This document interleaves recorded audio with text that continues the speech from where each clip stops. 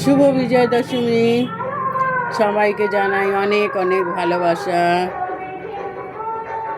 আজকে আমি ভেবেছিলাম একটা শাড়ি পরবো, কিন্তু পরতে পারলাম না জানো।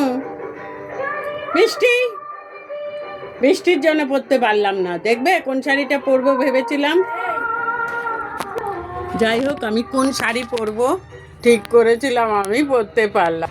ওই দেখো, ওই জামদানিটা বার করে রেখেছিলাম হলুদ ব্লাউজ দিয়ে পরবো বলে।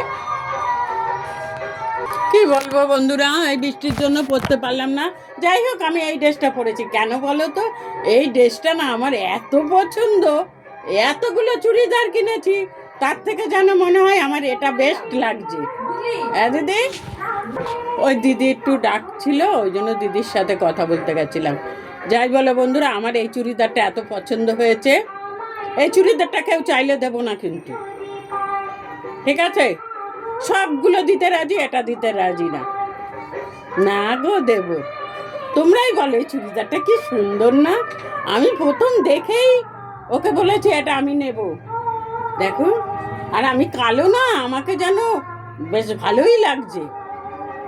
কালো দেখে জানো তো, অনেক রং দেখে শুনে পরতে হয়। তবে আমি কিন্তু ঘুটঘুটে কালো না, তাই না? জানো বন্ধুরা, আমার এই ঘড়িটাতে না ভূতে ধরেছে। কখনো ঠিকঠাক চলে, কখনো চলে না। যাই হোক, লোকটা বলেছে পুজোর পরে আমাকে সার্ভিস করাতে। আজকের দিনটা তো হয়ে গেল, কালকে সকালবেলা আসার পথে যদি দোকানটা খোলা পাই, নাহলে বিকেলবেলা আমি এটা সার্ভিস করাতে দেব। আমার ঘড়ি ছাড়া ভালো লাগে না। এই তো আমার একটা সাজ, হাতে একটা ঘড়ি। এটাই আমি বেস্ট মনে করি, এটাই মনে হয় আমার অনেক সাজ। তোমাদের কেমন লাগে আমার সাজটা? একটু বলতে হয় তো।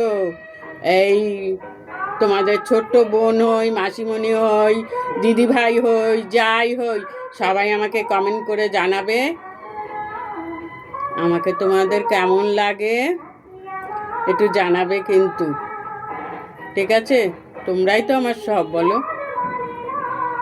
আমার কোনো ফ্যামিলি ছিল না, এই তো এখন একটা ফ্যামিলি হয়ে গেছে।